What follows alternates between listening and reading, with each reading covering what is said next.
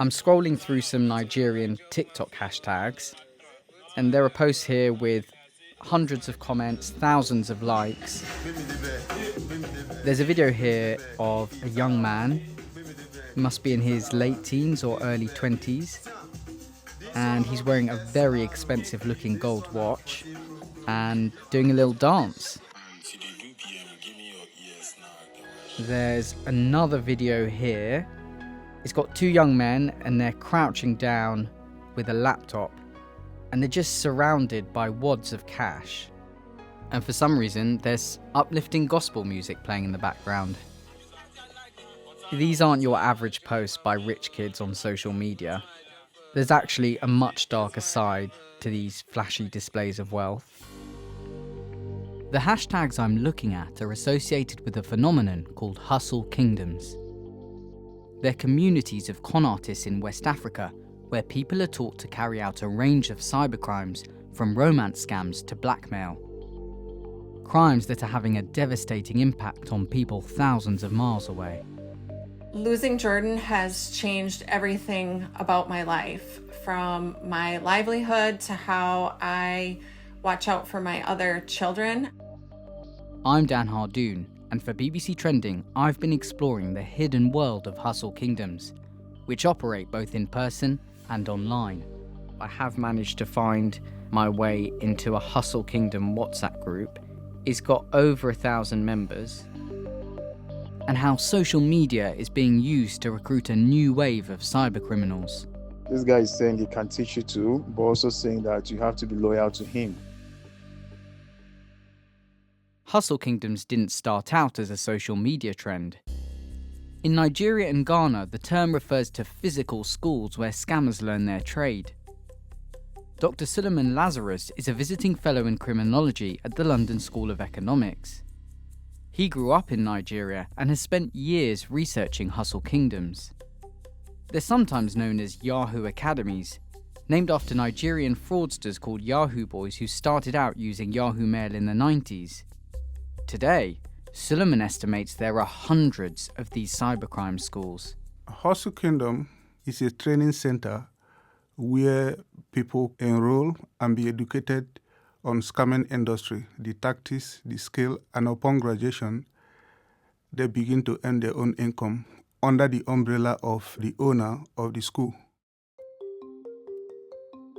Hustle kingdoms are usually found in large houses, where around a dozen young men eat, sleep, and learn a variety of online scams. Most of them involve using a fake identity to extract money from victims overseas. There's the familiar romance scam, where con artists build an emotional relationship with their target, encouraging them to send money. The hookup scam, where victims pay an upfront deposit to meet an escort who never shows up. And sextortion, where people are blackmailed using explicit images. We'll be focusing on this later in the programme. And are there conventional lessons, like today we're learning about this particular scam? It's not something that today you have a biology 101. It's more of a practical apprenticeship, Sometimes you also learn from students or fellow learners that are about to graduate. In many ways, hustle kingdoms mimic a normal school or university, but with an important difference. There is no money required. That makes it very attractive. Unlike conventional education, you need to buy textbook, you need to buy laptop. This one is free. So if everything's free, how do the people who run hustle kingdoms make their money? When they start to get money from their clients, maybe from one Australian lady or from one British man or from one American couple, the owners will receive the money and give the percentage to the individual learner. Because of this commission, there's a big emphasis on a student's loyalty to his teacher. Suleiman tells me that recruitment to in-person hustle kingdoms often happens through a close contact like a friend or relative. He says there's even an association of mothers whose children attend hustle kingdoms. Some mothers will ask, please, can you help me? My son, I do not have money to send him to school, or my son graduated and no job. will you please introduce my son to your son so that he will learn this business? Why would a parent encourage their child to get involved in scams? Even those that they have a legitimate employment will be struggling to feed their children and dependents with their basic salary. And they are 24, they are 25, they become a burden to their own family. Whereas their neighbors will be driving BMW, buying houses for their parents. Finding Hustle Kingdom insiders who are willing to speak out isn't easy. Many fear retaliation from Hustle Kingdom owners, some of whom are linked to dangerous criminal fraternities like Nigeria's Black Axe. But my colleague Chigozie Ohaka from BBC News Pidgin has managed to track down a current and former Hustle Kingdom member. On condition of anonymity, they revealed rare insights about life inside Hustle Kingdoms. These young men are given targets, like between 3 weeks to a month. You have to get clients or victims, so they call it. And if you don't meet your targets, sometimes you get beaten up. And so the people you spoke to, what kind of scams were they doing? One of them was doing sextortion, and another was doing a US Army romance scam. He will contact American women pretending to be from the US Army and then asking them to pay for his trip abroad so he can come back home and meet them. And have the people you've spoken to made much money out of Hustle Kingdoms? Well, not all of them. One told me they made about $500 within a few months of working in the Hustle Kingdom.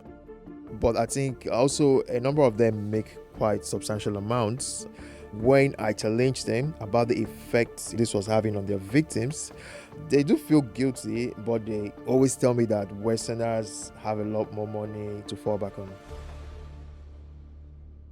But as we'll hear, these cybercrimes, which are illegal in Nigeria, can have a devastating impact on people's lives.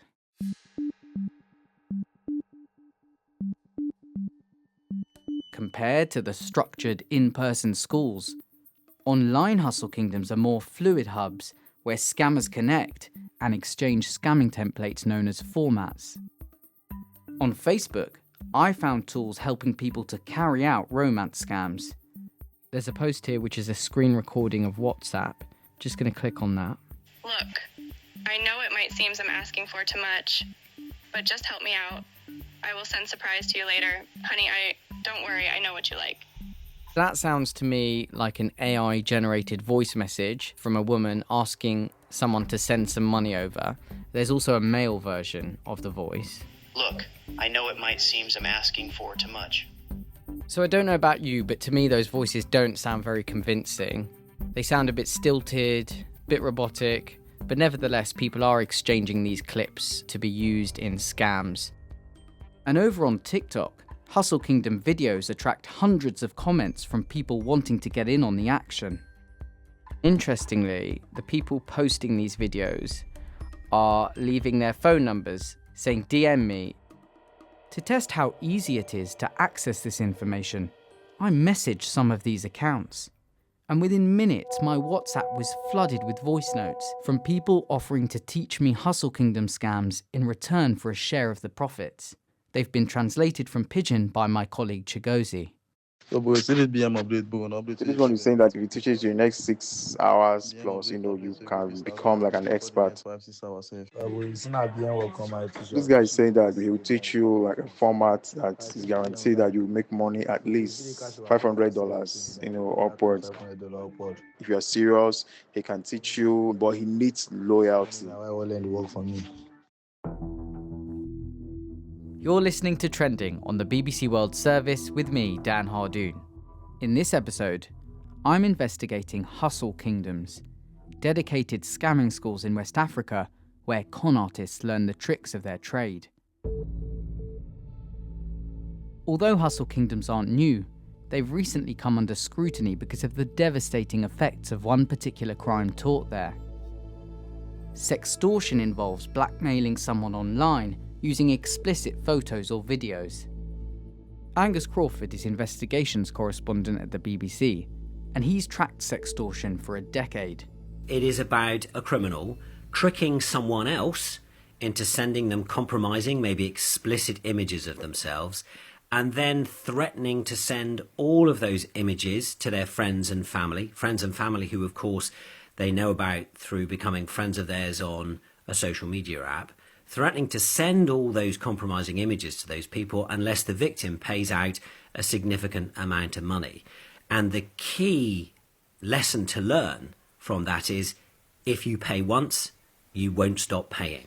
And so over the time that you've been looking at sextortion, how would you say it's evolved? The single biggest change I've seen is a move from blackmailing adults to blackmailing children. 10 years ago or so, when I first started looking at this, in the main, it was West African scammers targeting men in their 20s, 30s, often 50s, 60s, in the UK, the US, Australia, Canada, France, and they'd extort them potentially over a long period of time. And what we've been finding in the last couple of years, though, which is really, really disturbing, is that a new breed of scammers, of criminals, sextorters, have learned that although children don't have much money, they do have access to money.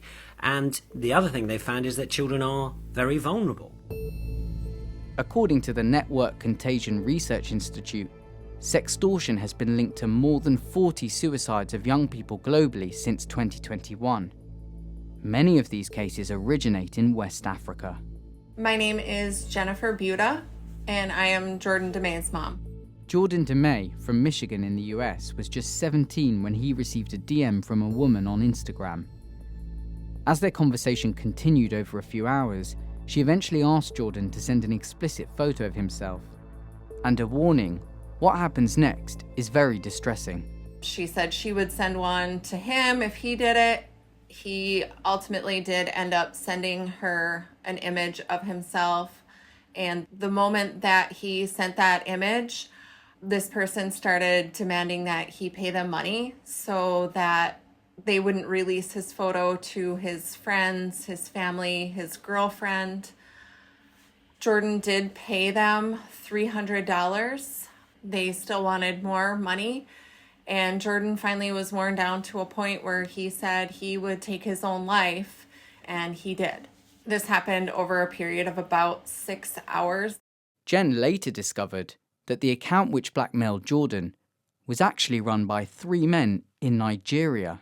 I was shocked that this was happening from another country. I was worried that they would never find these people, and I would never get some answers as a parent as to what exactly happened to my son Jordan that night.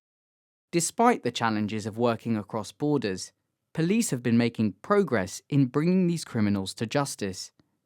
In September 2024, 2 of the men who blackmailed Jordan were extradited to the US and sentenced to 17.5 years in prison. This is the first time in US history that someone has been extradited from Nigeria to the United States and successfully prosecuted for the crime. It really sets a precedent for future cases that people who are doing this, they can be arrested, brought here to the United States, and held accountable for their actions. And according to Dr. Suleiman Lazarus, these high-profile convictions are already having a deterrent effect among the scammers he's spoken to. We know that psychological consequences are attached to this type of victimization. And because of that, scammers, they are worried that if something like that happened to a US citizen, they are worried that the FBI will easily pick them up and take them back to America. But there are strong signs that hustle kingdoms are still thriving online. There's also evidence that scammers aren't giving up on sextortion entirely, but simply finding new ways to carry it out. During my own investigation, I managed to find my way into a Hustle Kingdom WhatsApp group. It's got over 1,000 members, and judging by the numbers, the vast majority of people are in Nigeria. Okay, so there's one video that's been posted here about a female undress tool, which it says allows you to remove clothing from an image. So once you send now undress, you click on undress. Just like it, he go send you and you go blackmail him. This new variant of sextortion doesn't require a compromising photo of the victim, just a fully clothed image and an AI app which appears to create a nude photo of them that isn't actually genuine. It's a clear example of how hustle kingdoms enable their members to adapt and share new scams, staying one step ahead of the authorities. I asked Jordan's mum Jen if she has a message for those still involved in hustle kingdoms. To the people that are doing this, you're not just a face behind the computer. You are not just a fake name, a fake profile. Law enforcement, they know how to come and find you now. These are our kids. Leave our kids alone. They are innocent people in all of this. And there is no amount of money that's worth these kids' lives. In Nigeria, the country's Economic and Financial Crimes Commission has successfully closed down several hustle kingdoms. But as Dr. Suleiman Lazarus points out, it can be hard holding those running hustle kingdoms to account. In legal terms, it's not a clear-cut case because sometimes the owner of the facility is not the owner of the hustle kingdom. And sometimes those hustle kingdom owners, they also have their own lawyers. They know how to work around it. So up till now, the EFCC and other law enforcement agencies, they've been closing down hustle kingdom, but conviction is another case. They can release without a prosecution because of no sufficient evidence. Even as Nigerian police crack down on physical hustle kingdoms, virtual ones continue to spread on social media. I've seen firsthand just how easy it is to gain access, and within seconds start receiving cybercrime tutorials. While authorities are making progress at tackling certain cybercrimes, new versions of these scams keep evolving via these groups. Because after all, hustle kingdoms are more than just networks of scammers. They're well-organised systems of exploitation, and that makes them very hard to stop. That's it for this edition of Trending from the BBC World Service with me, Dan Hardoon. My thanks to reporter Chigozie Ohuka, Annie Gardner for mixing this episode, and to BBC Trending's editor Flora Carmichael.